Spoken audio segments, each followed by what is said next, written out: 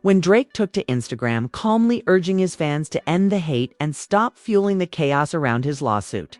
It was supposed to be the olive branch, the peace sign that finally ended months of drama between him, Kendrick Lamar, and the rest of the rap world. But instead of cooling things down, his words detonated like a match dropped in a pool of gasoline. Within hours, social media turned his apology into a meme factory.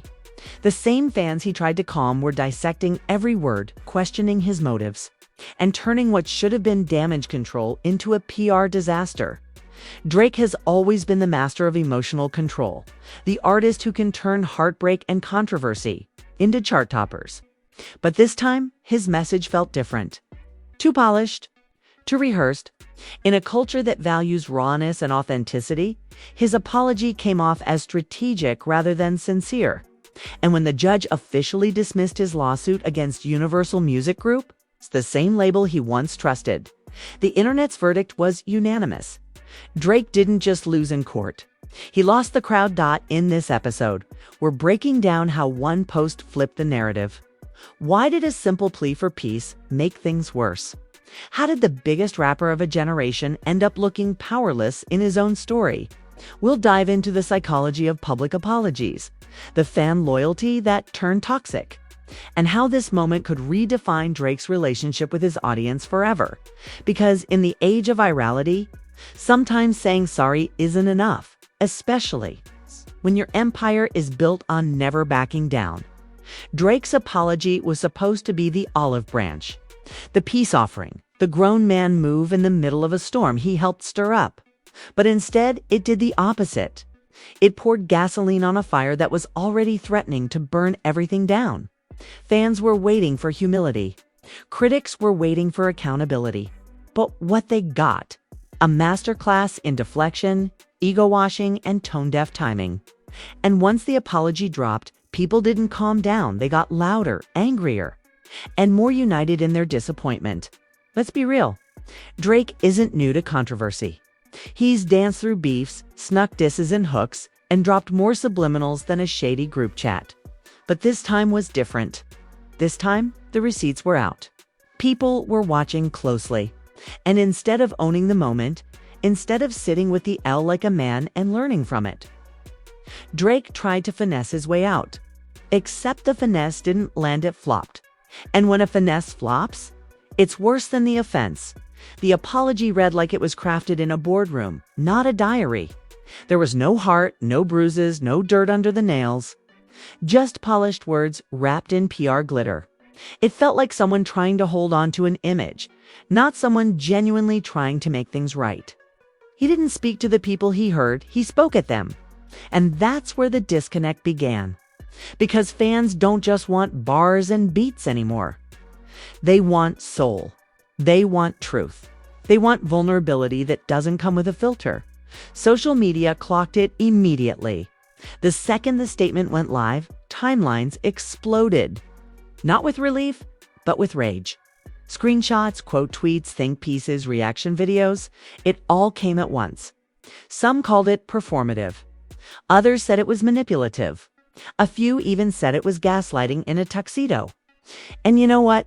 It's hard to argue. Because if you say sorry but still center yourself, are you really sorry? Or are you just trying to save face? The real kicker? He never really addressed the heart of the controversy. He danced around it, tiptoed through the storm, never naming names, never confronting the real issue head-on. And in today's world, that's not just weak, it's offensive. If you're going to apologize, you better look the problem in the eye and say its name. Otherwise, you're not apologizing. You're just spinning, and the spin was dizzying. There were lines in that apology that felt more like lyrics than accountability. Metaphors where clarity should have been. Half-truths where there should have been transparency. It was like watching someone try to freestyle their way out of a courtroom. Cool on a mixtape. Cringe in real life. Because when people are hurting, they don't want poetry. They want honesty. They want to know you see them, not just the optics. What made it worse was the timing. It didn't come when the heat was highest. It came when the noise was starting to cool. Almost like he thought people had moved on and he could slide in a half-hearted apology to check the box. But people hadn't moved on. They were just watching, waiting. And when the apology finally came, it didn't feel like remorse. It felt like strategy. And that's the Drake paradox. He's one of the most strategic artists of our time. He knows how to move. He knows when to drop, when to disappear, when to respond. But that same instinct for control can backfire when people just want you to be human. You can't out-strategize sincerity. You can't brand your way out of being wrong. And the more people felt the apology was calculated, the more they rejected it. Then came the responses. Other artists started speaking up. Not directly, but enough to feel the shade. Industry insiders leaked their own thoughts. People who usually stay neutral started picking sides. It was like a shift happened. A crack in the Drake armor. For the first time in a long time, he looked not just vulnerable, but out of touch. And honestly, this didn't have to happen.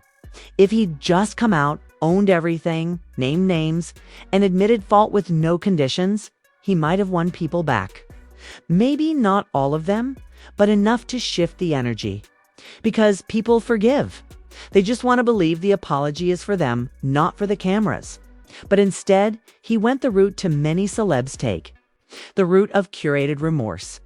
The route of, I'm sorry you felt that way, instead of, I'm sorry I messed up. And that tiny shift in language, it changes everything. It's wild because Drake's entire brand is emotional intelligence. He built his empire off of feelings, introspection, the art of being in tune. But this was disconnected, detached, like he forgot the very thing that made people love him. And that's why the apology backfired so hard, because it betrayed the core of who he's supposed to be. The guy who gets it, the guy who feels, the guy who cries in the booth and makes you feel seen. This time, he didn't see anyone, just his reputation slipping, and tried to patch it up with words that didn't land. The memes came fast. The parody apologies, the dramatic readings, the TikToks breaking it down line by line. And once the internet decides your apology is a joke, it's over. The only way back is through real change, not another Notes app confession. And Drake, he didn't seem ready for that.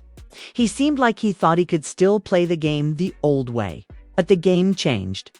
And he missed the memo. People aren't here for celebrity immunity anymore. They want real, they want raw. They want growth in public, not just music about it. And if you're not ready to meet that moment, then you're not just losing fans, you're losing relevance. Because clout fades. Hits fade. But how you show up when it matters, that stays. The apology didn't just fail, ignited a whole new wave of criticism. It brought new voices into the conversation. People who had stayed silent before suddenly had something to say. Because the apology reminded them that the system still rewards those who do the bare minimum as long as they're famous enough. And that rubbed people the wrong way. You can feel the shift, the trust broken. The narrative changed, and now every move he makes is being watched through a different lens. Not as the golden boy of hip-hop, but as someone who might have lost the plot. The question isn't, can he bounce back? It's, does he even get it? Because if he doesn't, the apology won't be the end of this, it'll be the start of a slow fall. Not a dramatic crash, but a quiet erosion of the empire. One tone-deaf post at a time. One shallow statement after another. One missed moment of accountability that could have saved it all. And that's what makes this whole thing so wild. It didn't have to be this way. But when pride gets louder than humility, the apology becomes a punchline. And when you're the one who lit the match, you don't get to act surprised when the fire spreads. The more you unpack it, the more you see that the apology wasn't just bad timing, it was the wrong message at the wrong moment from the wrong place. When someone you've looked up to for authenticity suddenly delivers a performance of remorse instead of the real thing, the disillusionment hits harder than the original mistake. Fans aren't simply judging the misstep anymore, they're judging the recovery. And when the recovery comes off as tone-deaf, the damage compounds. Think about it.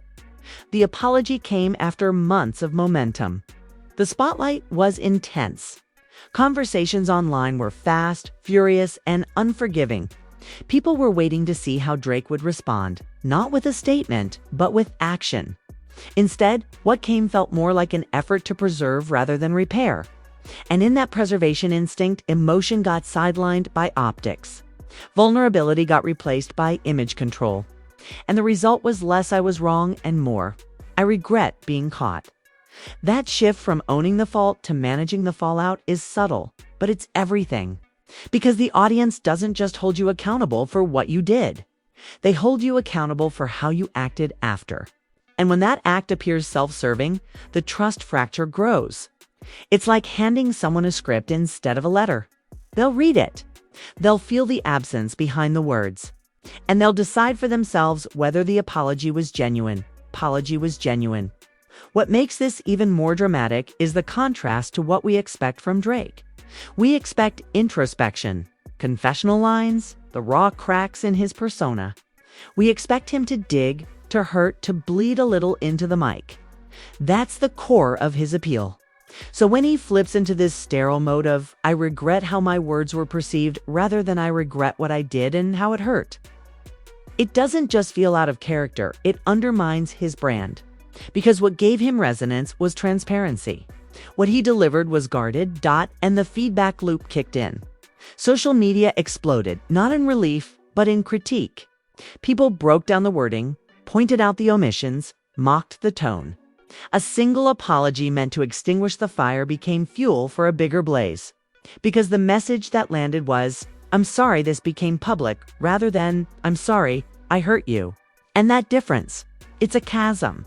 This isn't just about one statement either. It rippled. It changed how people look at future moves. It raised the question, is this man still standing for what he stood for when fans first connected to him? Or has the machinery around him turned that authenticity into calculus? Once those doubts start, they don't vanish easily. They linger in the next verse, the next tweet, the next stance. And momentum matters. In culture, timing is currency. The longer you wait, the colder the response gets. But Drake's moment came after the noise had already crested. That means the apology arrived into a cooler climate where doubts had already settled. It should have been swift, direct, raw. Instead, it came measured, managed, safe. That mismatch created space for people to fill with their own narratives. And they chose the worst-case ones. Let's be clear. The apology was never going to magically erase the original issue. But it could have reframed it. It could have been the pivot. Instead, it became the permanent stain. Because when you don't meet the expectation of integrity, you magnify the infraction. It's not simply he messed up anymore. It's he didn't understand why it mattered. And that reflection cuts deeper, especially when he built his career on being understood. Another layer, community perception. When someone in Drake's position apologizes, it's not just a personal moment. It sends signals. It sets tone. It opens or closes doors.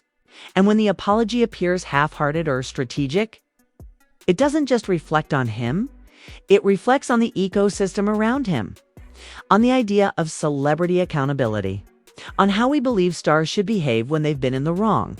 And when that reflection is tarnished, fans don't just walk away quietly. They talk, they post, they meme, they retract their defense. And once that conversation is public, it becomes part of the historic record. The apology becomes a clip, a quote, a meme. And meaning gets shaped by communal reaction more than the intentions of the one who speaks. So every phrase, every comma becomes fair game. "I regret how this was perceived" gets parsed as "I don't regret what I did." "I apologize to anyone who felt hurt" becomes "I'm sorry you felt hurt," two different things. And the subtleties matter. Because the internet hears tone. It smells sincerity. It reads between lines faster than spreadsheets. Then there's the aftermath. Because this wasn't just about healing, it was about repair. Rebuilding trust. Regaining relevance. The apology should have been phase one of that rebuild. But it became the stumbling block. And now, what happens next? The stakes rise. Every new move by Drake will now be filtered through the lens of how genuine is he. What was once taken on faith now requires proof. And in culture, proof doesn't come with a label, it comes with consistent actions. Hits alone won't erase questions. Numbers won't silence tone. The irony is thick. The more Drake wants to protect his legacy, the more he exposed its fragile edges. Because legacy isn't self-declared. It's earned. It's curated by others through how you show up when you're not the headline. And the apology made it clear. This is one of those headline moments. Not the quiet ones. The ones that will be dissected. And when you don't show up accordingly, you risk being defined by the moment, rather than your body of work. Now, let's consider why this matters beyond the celebrity bubble. Because this scenario speaks to a larger shift in how audiences engage with culture. We don't just consume art anymore, we consume narrative. We consume persona. And when the persona slips, the art is scrutinized in a different light. For artists like Drake, who trade in emotional resonance, authenticity isn't optional, it's essential. And if that base is undermined, the entire structure shakes. So where can he go from here? The honest answer? Either he embraces the discomfort, the exposure, the vulnerability, or he risks being seen as orchestrating his brand rather than living it.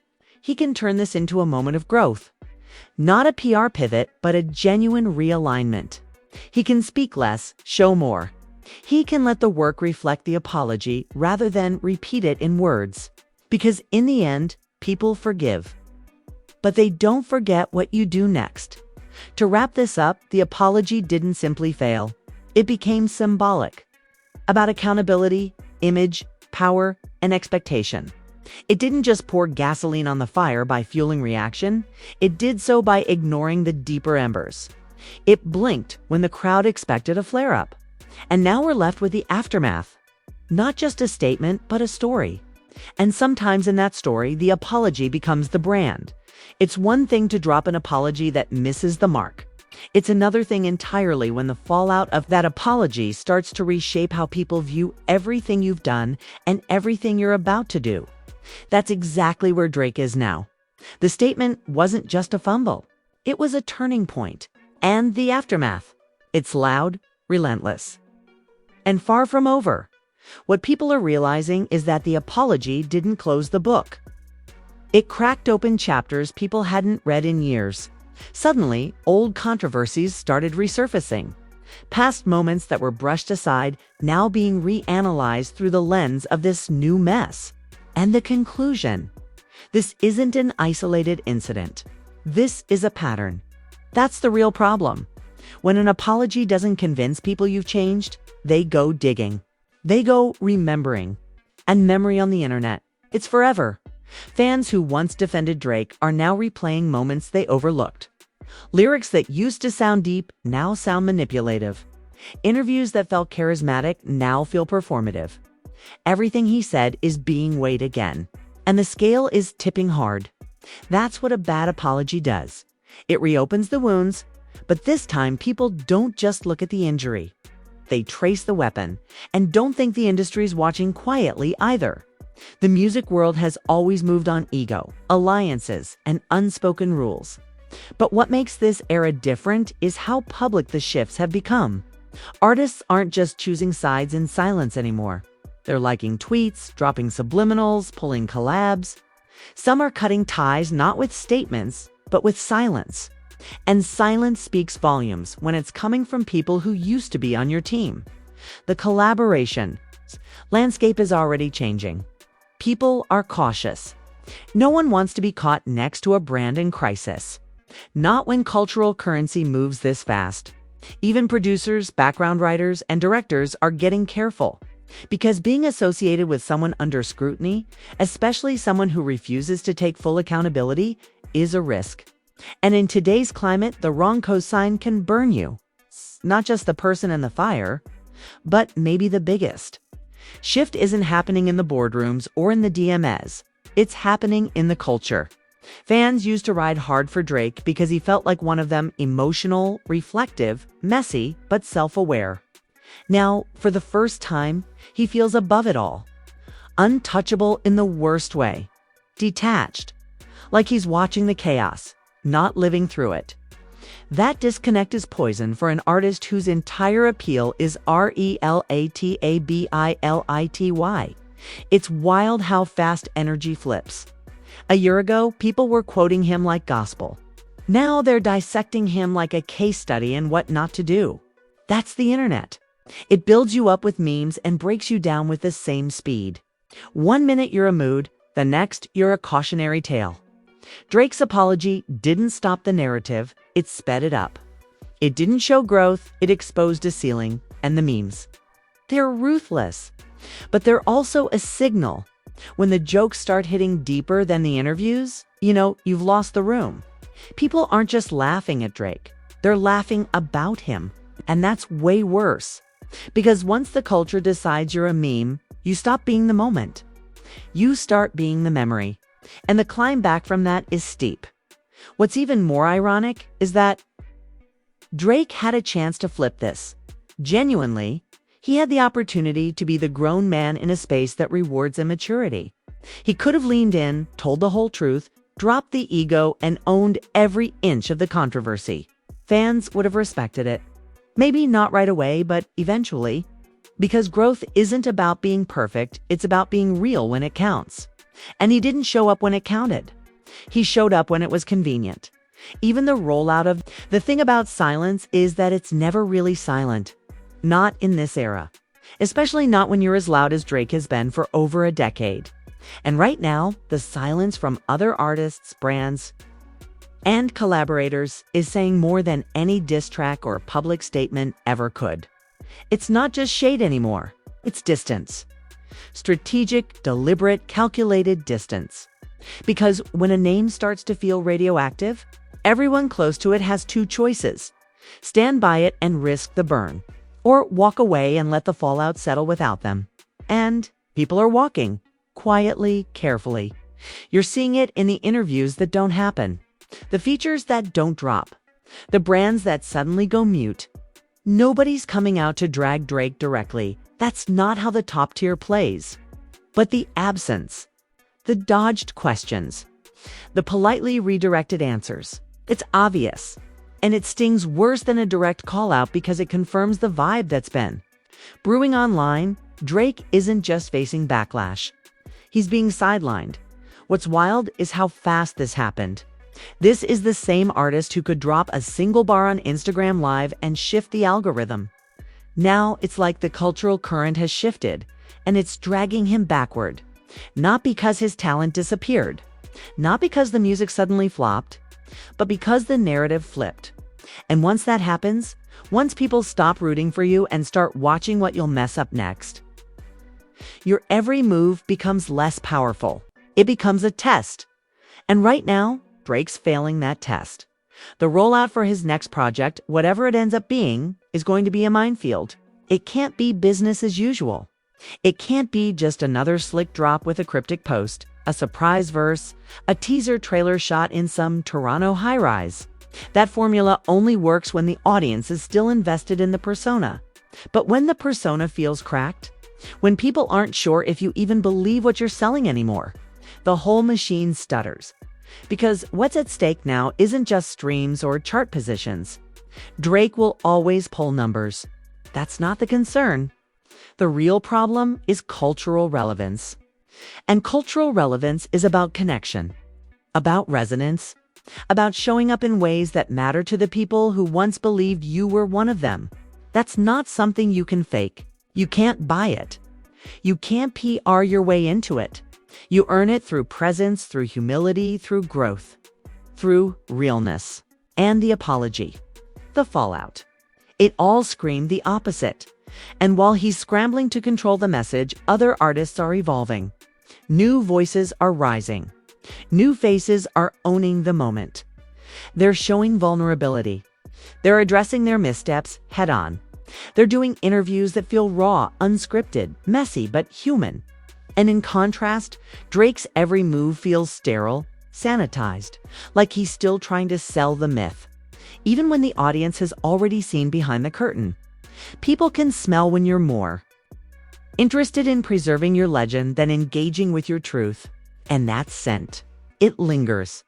It sticks to every lyric, every tweet, every silence. Especially when you've built your entire brand on feeling things deeply. Now, it feels like he's not feeling anything, just reacting. Playing chess on a board that stopped caring about strategy. That's why the apology didn't land. That's why the silence after it feels so loud. Because people were expecting a man and got a brand. And brands can't cry. Brands can't grow. Brands don't apologize. They manage risk. They calculate optics. They do the minimum required to avoid collapse. But fans don't forget. They don't want management. They want meaning. And when they don't get it, they disengage. What's even worse for Drake is that the people who once defended him loudly, aggressively, are now quiet. That core audience that rode for him during every beef, every accusation, every wild headline. They're not pushing back this time. They're not arguing in the comments. They're not spinning narratives. They single quotes gone. Or at least waiting. Waiting to see if he finally steps out from behind the mask. Waiting to see if he stops trying to outsmart the moment and just feels it. And let's talk about the music, because eventually that's where this all leads. The next drop will define everything. It can't just be sonically strong. It has to be emotionally correct. There's no more room for vague captions, subliminal bars, or cleverly dodged topics. If he doesn't speak to this, really speak to it, the culture will move on without him. Not out of hate, but out of hunger. Hunger for something real. Drake's always been a master of evolution. He shifted from blog rap softness to trap-infused dominance to melodic pop hooks without missing a beat. But this moment doesn't require sonic evolution. It demands personal evolution. And that's harder, because it requires shedding armor. It means making music that might not stream like crazy, but might actually rebuild trust. That's the trade-off. And right now the question isn't, can he do that? It's, will he? Because the safe route is tempting. Drop another hit. Add a feature. Post some vague caption and act unbothered. But the safe route is the one that led him here. And the only way out is through the mess. Through the honesty. Through the kind of album that hurts to write. The kind that makes you uncomfortable. The kind that reintroduces you not as a product, but as a person. If he delivers that, if he gives people the unfiltered truth, even if it's ugly, he might win some of them back. Because people don't hate imperfection, they hate dishonesty. They hate arrogance. They hate feeling manipulated. And right now, that's what's sticking to Drake more than any one controversy. The feeling that he doesn't actually care. That everything's just a playbook. That nothing is sacred, not even his own reputation. But maybe the pressure is finally getting through. Maybe this quiet spell is the storm before the pivot. Maybe we'll get a project where he stops playing the part and starts living the consequences. Where he ditches the calculated cool and finally tells us what it's really been like behind the headlines. If that happens, he has a chance. A real one. Not just to win fans back, but to evolve into the artist people always hoped he could become. But if he doesn't, then this isn't just a pause in his run. It's the beginning of the end. Not in a dramatic flameout, not in a scandal-driven collapse, but in something far worse. Irrelevance. The quiet fade. The cultural shrug. The moment where people stop asking what he'll do next. Because they've already moved on to someone who gets it. That's the fire the apology ignited. Not just because it was bad, but because it exposed something deeper. It showed us a man unwilling or unable to confront himself. And if he doesn't do that soon, the industry won't wait around. Neither will the fans. The world moves fast. And Drake, he might just be moving in the wrong direction. So now you've seen the fallout. The fake apology. The silence. The shift. The unraveling of a legacy in real time. Not with a bang, but with a slow, steady collapse that even Drake himself didn't see coming. And if you think this story's over, you're dead wrong. Because we haven't even touched the brand deals, the sponsorship whispers, the closed-door meetings, and the quiet power moves happening behind the scenes. We're talking endorsements evaporating, festival slots going cold, collaborations suddenly postponed, and entire campaigns being rewritten without his name. This isn't just about music anymore. It's about survival in a culture that no longer rewards silence or spin. It's about whether Drake has one final pivot left, the kind that could either redefine his career or officially end the myth. You want the truth behind the headlines. The unfiltered story about how the biggest name in hip-hop might be fumbling his own legacy, move by move. Then stay locked in, and it's going to expose the real cost of losing the room. The brands, the partners, the media, the money, the image, and maybe the man himself. Share this. Post it, quote it, bookmark it. Because when the conversation shifts again, this is no longer about one bad apology. This is a case study in what happens when an empire forgets the people who built it. The king still got the crown, but the throne, it's shaking. The throne, it's shaking.